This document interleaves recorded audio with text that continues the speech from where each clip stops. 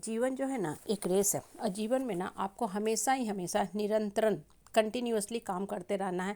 आप ये मान के चल रहे हो कि आज हम काम किए, बहुत अच्छा हमको रैंक आ गया, बहुत अच्छा कॉलेज में मनचाहा ब्रांच मिल गया, हम एडमिशन ले लिए, अब हमको सब कुछ अच्छा होता रहेगा, सब कुछ अपने आप मिलता रहेगा, तो ये सरासर सरासर गलत है। या आपकी सोच जो है वो कहीं ना कहीं गलत है। आप देखो, इसे कुछ एग्जाम्पल से समझो। बच्चे जो होते हैं कॉम्पिटिटिव एग्जाम की तैयारी करते हैं, जी तोड़ मेहनत करते हैं। कुछ बच्चे को मनचाहा कॉलेज मनचाहा ब्रांच मिल जाता है। कुछ बच्चे जो होते हैं थोड़े से नंबरों से पीछे छूटते हैं, वो भी उसी कॉलेज में प्रवेश लेते हैं, लेकिन थोड़ा नीचे रैंक के वो ब्रांच में एडमिशन लेते हैं।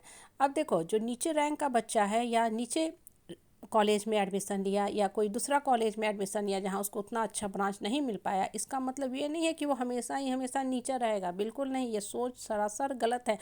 जो बच्चा जहाँ भी एडमिशन ले रहा है वहाँ जी तोड़ मेहनत कर रहा है ना, वो जो भी उसको ब्रांच मिला, अब वो क्या करेगा, चूँकि मेहनत कर रहा है तो भगवान को हमेशा ही हमेशा मेहनत का फल देना ही है, कर्म का फल देना ही है।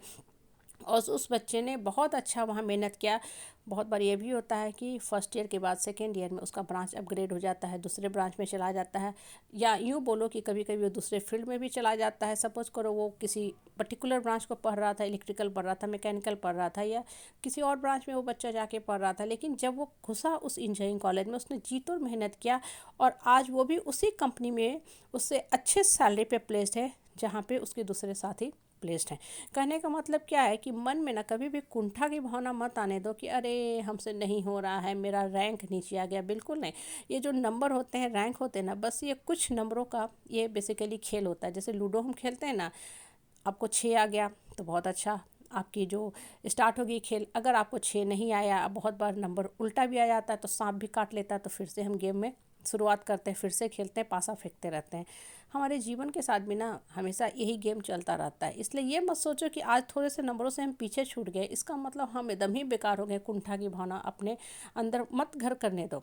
नहीं तो होता क्या है ना कि अगर आप कुंठित मन से काम करोगे ना, तो हमेशा ही हमेशा सिर्फ निगेटिव इमोशन ही दौड़ता रहेगा। निगेटिव हार्मोन आपके माइंड में चलता दौड़ता भागता रहेगा, वो आपको गिराता रहेगा। ये ना माइंड को थोड़ा स्थिर बैठोगे ना, स्टडी करोगे, तब आपको माइंड का फॉर्मूला समझ में आएगा कि माइंड कैसे काम करता है। जब इंसान बहुत ज़्यादा सोचता है और ख़ासकर नकारात्मक सोचता है, सोचना अच्छी बात है, लेकिन होता क्या है ना कि माइंड को हम लोग ट्रेन नहीं कर पाते कि सकारात्मक सोचें। नकारात्मक सोचता है तो होता क्या है, उसको सिर्फ एक नकारात्मक मकड़ी जाला ही माइंड के अंदर क्रिएट होता जाएगा। उसको लगेगा अरे बेकार है, इतना पे है, रैंक खराब आया, ब्रांच अच्छा नहीं मिला, इस ब्रांच का आगे कोई प्रोस्पेक्टिव ही नहीं है, कुछ फ्यूचर ही नहीं है, कहाँ हमको जॉब मिलेगा। बस सारा टाइम वो वही सोच रहा है। मतलब एडमिशन तो ले लिया, लेकिन मन के अंदर अभी भी निगेटिव इमोशन भरे हुए हैं, नकारात्मक सोच दौड़ रहे हैं, भाग रहे हैं, तो वहाँ भी वो अच्छा परफॉर्म नहीं करेगा। लेकिन वहीं एक दूसरा सेट ऑफ बच्चा है जो सोचा कोई बात नहीं, हमको जो ब्रांच मिला बहुत अच्छा है, हमको पढ़ना है, पढ़ के जॉब लेना है, बहुत मेहनत करेगा, अपने अंदर वो क्वालिटी विकसित करेगा, पर्सनालिटी डेवलप करेगा, अपनी कम्युनिकेशन स्किल को अच्छा करेगा, सॉफ्ट स्किल को अच्छा करेगा, और भी दूसरे एस्पेक्ट के पे काम करेगा, और बहुत अच्छा वो जॉब लेके निकल आएगा। बहुत बार होता है ना, सुनने को मिलता है, अनायास कुछ नहीं होता है, और लक फैक्टर भी हमेशा काम नहीं करता है, ये भी मान लो।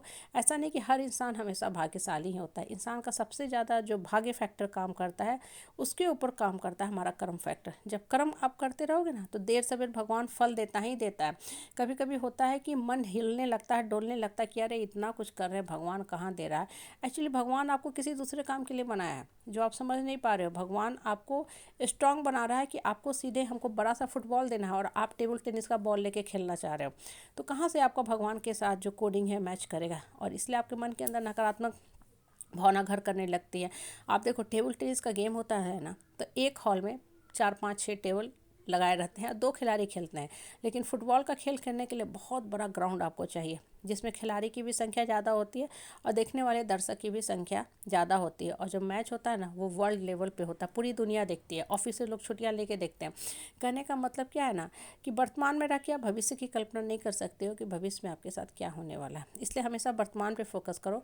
भगवान आपको बहुत बड़ा फुटबॉल देने वाला है, बहुत बड़ा चीज़ देने वाला है, इसलिए आपसे इतना संघर्ष करवा रहा है, परिश्रम करवा रहा है। आपके मन के अंदर कभी कभी कुंठा की भी भावना घर करने लगती है, बहुत स्वाभाविक है, सबके साथ होता है, क्योंकि हम लोग एक नॉर्मल नेचुरल ह्यूमन बींग है। कोई देवता बन के नहीं आया है, भगवान का रूप बन के नहीं आया है कि सब कुछ बर्दाश्त करता रहे। लेकिन फिर भी मन को समझाना पड़ता है, मन को ट्रेनिंग देना पड़ता है कि कोई बात नहीं, जो आ रहा है उसको हम एक्सेप्ट करेंगे, लेकिन कर्म करते रहेंगे। और इसलिए होता क्या है कि जो ईमानदारी से कर्म करता है ना, भगवान उसको बहुत बड़ा फल देता है, बहुत अच्छी जगह पर प्लेस करता है, बहुत अच्छी सैलरी, बहुत अच्छी पैकेज, बहुत अच्छी